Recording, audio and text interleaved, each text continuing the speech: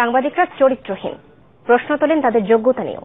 শনিবার সিলেটে এক অনুষ্ঠানে তিনি বলেন, গণমাধ্যম কর্মীদের কঠোরভাবে নিয়ন্ত্রণের জন্য এই সম্প্রচার নীতিমালা করা হয়েছে।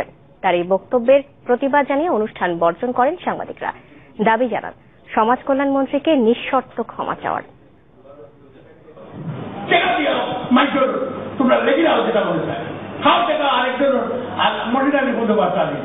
আন্তর্জাতিক আদিবাসী দিবস উপলক্ষে সিলেট জেলা পরিষদ মিলনায়তনে এই আলোচনা সভার প্রধান অতিথি ছিলেন সমাজ কল্যাণ মন্ত্রী। কিন্তু আলোচনা শুরুর পরেই তিনি সাংবাদিকদের সম্পর্কে বিরূপ মন্তব্য করতে থাকেন। তার দাবি, তার এসব বক্তব্যে প্রধানমন্ত্রী শেখ হাসিনার পুরোপুরি সমর্থন আছে। সম্প্রতি যে সম্প্রচার নীতিমালা করা হয়েছে গণমাধ্যম নিয়ন্ত্রণে, তা আরো কঠোর হওয়া উচিত ছিল বলেও মন্তব্য করেন তিনি। আমার নেত্রী বলছে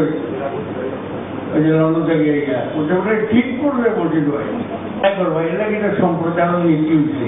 আগে বলছি না আমি টুটি উঠে আমি যদি ক্যাবিনেটও দেখা আরো শাসিত করলাম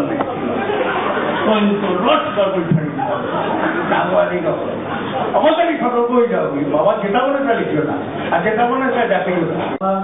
মন্ত্রী তার বক্তব্যে বিভিন্ন অংশে অশালীন ভাষাও ব্যবহার করেন।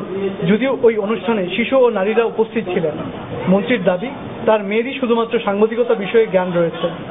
একমাত্র আমার মেয়ে জার্নালিজমে ইংলিশ ডিভিশন। তোমরা কত দোকান আমরা উনি বলি না, দায়িত্ব দিয়ে কথা বলছি। তবে মন্ত্রীর এই বক্তব্যের প্রতিবাদ জানিয়ে অনুষ্ঠান স্থল ছেড়ে যান সাংবাদিকরা। তারা মন্ত্রীর ওই বক্তব্য প্রত্যাহারের দাবি জানান।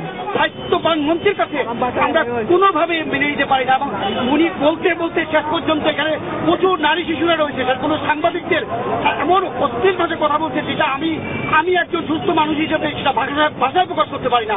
এটার সুস্থ বিচার হওয়ার আগ পর্যন্ত উনি যতক্ষণ পর্যন্ত উনি সত্য ক্ষমা না চাইছেন ওনার কোনো প্রোগ্রামে আমরা অনুসরণ করব।